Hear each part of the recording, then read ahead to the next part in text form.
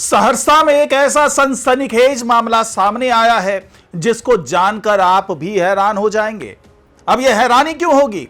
हैरानी इसलिए क्योंकि यहां पर कई थाने के पुलिसकर्मी एक आदमी के इशारे पर नाच रहे थे। चाहे वो दरोगा हो, इंस्पेक्टर हो, कोई भी हो, उन्हें केवल एक आदमी नचा रहा था और सब कुछ वही डिसाइड कर रहा था।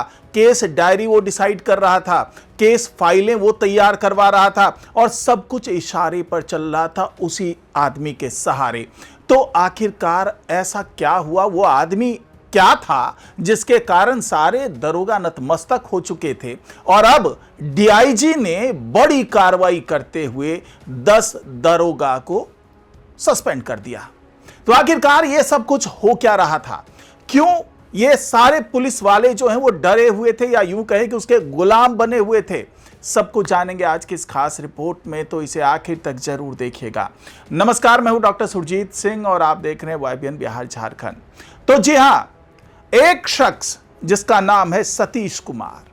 यह सतीश कुमार सहरसा के सलखुआ थाना क्षेत्र की मैं बता रहा हूं, जहां पर यह कार्रवाई हुई है। वहां के थानाध्यक्ष समेत जो है वो 10 दरोगा के खिलाफ कार्रवाई हुई है, उनका निलंबन हुआ है और सब कुछ डिसाइड यही कर रहा था, यही सतीश कुमार। अब सोचिए कि कोई बाहरी व्यक्ति कैसे बता सकता है कि पुलिस वाले को क्या करना है, कैसे करना है, और पुलिस वाले इसकी सुन क्यों रहे थे? तो इन सब का खुलासा एक वायरल वीडियो से हुआ। इस वायरल वीडियो में दिखा कि यह सतीश कुमार सलखुआ थाना अध्यक्ष के केबिन में बैठा हुआ है और वो बता रहा है कि कैसे कैसे क्या क्या करना है। यानी कि एक तरीके से सलखुआ का थाना अध्यक्ष इन्हें सुन रहा था कि उन्हें क्या करना है, किस मामले में क्या कार्रवाई करनी है। भाई ये व्यक्ति आम व्यक्ति ना होकर के ऐसा लग रहा था जैसे कि पता नहीं डीआईजी है, क्या है, कैसे है। लेकिन जब इसकी जांच शुरू हुई 2 जुलाई को आदेश मिलता है डीआईजी साहब को, कोसी प्रक्षेत्र के डीआईजी डॉक्टर आशीष कुमार को, और सीधे डीजीपी ये आदेश देते हैं कि भैया इस मामले में देखो क्या करना है। तो ये 2 जुलाई को इन्होंने अपनी कार्रवाई शुरू की और इस कार्रवाई के दौरान एक संदिग्ध व्यक्ति जो सतीश कुमार था, उसको ये ब्लू कलर की पल्सर बाइक से कहीं जा रहा था, उसे पकड़ा गया, रोका गया और उसके थैले से क्या क्या निकला वो जरा सुनिएगा।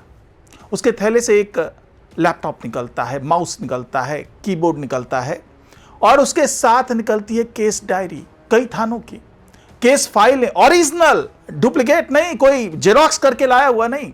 सोचिए ऐसी संगीन चीजें, और कई थानों की, केवल एक थाने की नहीं, कई थानों की केस डायरी, केस फाइलें, सब कुछ उसके पास होती है।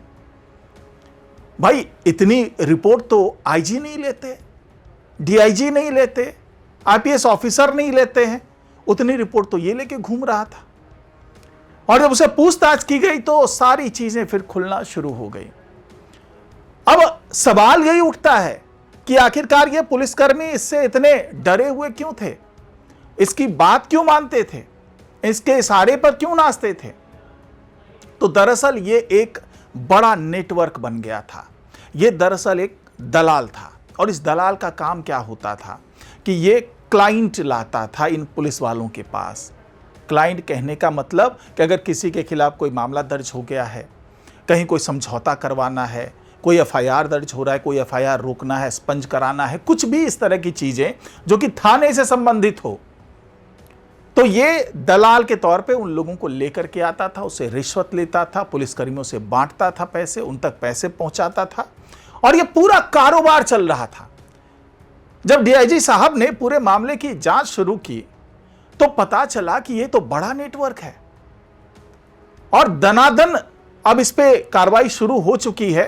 लेकिन तत्काल प्रभाव से सलखुआ के थानाध्यक्ष और जो 10 दरोगा की बात मैं कर रहा हूं सबको निलंबित किया गया है और उस पूरे मामले के लिए एसआईटी गठित कर दी गई है ताकि पूरा मामला तो पता चले। और अनुमंडल पुलिस पदाधिकारी मुकेश कुमार सिमरी बख्तियारपुर के, उनको ये पूरे मामले की जांच करने की जिम्मेदारी सौंपी गई है। अब ये पूरे मामले की जांच करेंगे कि ये जो नेटवर्क था, ये जो गिरोह था, इसकी जड़ें कहां तक फैली हुई है और क्या सतीश कुमार के कहने पर अभी तक ये तमाम कारगुजारी चल रही थी और कौन कौन से फैसले प्रभावित किए गए, कौन कौन सी प्राथमिकी में उलटफेर किया गया। अब ये सारी जांच यही एसआईटी करेगी। लेकिन ये खुलासा अपने आप में बहुत बड़ा खुलासा है कि इस तरीके से संगठित होकर के, चूंकि पुलिस वाले ये नहीं चाहते थे कि सीधे सीधे उनके ऊपर कोई आंच आए। सम्राट चौधरी बड़े सख्त तरीके से, सख्त लहजे से ये कह चुके हैं कि करप्शन के खिलाफ जीरो टॉलरेंस है, तो पुलिस वाले का सीधा सीधा नाम ना आए, क्योंकि आजकल वीडियो बहुत वायरल हो जाता है। कई कैमरे ऐसे होते हैं, मोबाइल के कैमरे हैं और कई हिडन कैमराज होते हैं, उसे बचने के लिए पुलिस वालों ने ये तरीका निकाला हुआ था। और अब इनके पास केस डायरी और केस फाइल जाती क्यों थी? क्योंकि ये अगर किसी व्यक्ति को जाकर के सतीश कुमार बोलेगा कि भाई आपके खिलाफ ये सारे मामले दर्ज हैं और आपको इसमें मैं फेवर कर सकता हूं, तो सीधे सीधे कोई भरोसा क्यों करेगा? ये पुलिस का व्यक्ति तो था नहीं। तो ये अपने, कहते हैं ना कि भानुमति के पिटारा, वो यही पिटारा होता था। इनके पास एक बैग होता था, उसे निकाल के दिखाते थे, देखिए अगर मेरी पहुंच नहीं है तो मेरे पास ओरिजिनल केस डायरी कहां से आई, ओरिजिनल केस फाइल कहां से आई। यानी कि मेरी पहुंच अंदर तक है और जैसा मैं कहूंगा वैसा वैसा आप करते जाओ, इतने पैसे दे दो और आपका फेवर करवा दूंगा मैं पुलिस से। तो इसीलिए सब कुछ ये जो है सतीश कुमार का ये मोडस ऑफ ऑपरेंडी था कि इस तरीके से वो सारी चीज़ें मैनेज करता था और पुलिस तक बाकायदा पैसे पहुंचाए जा रहे थे। लेकिन अब ये सिलसिला थमने वाला है और एसआईटी की जांच में जो भी खुलासा होगा वो भी मैं आप तक लेकर के आऊँगा और तब जा करके पता चलेगा कि आखिरकार ये नेटवर्क कितना बड़ा था। तो फिलहाल आज की रिपोर्ट में इतना ही। नमस्कार।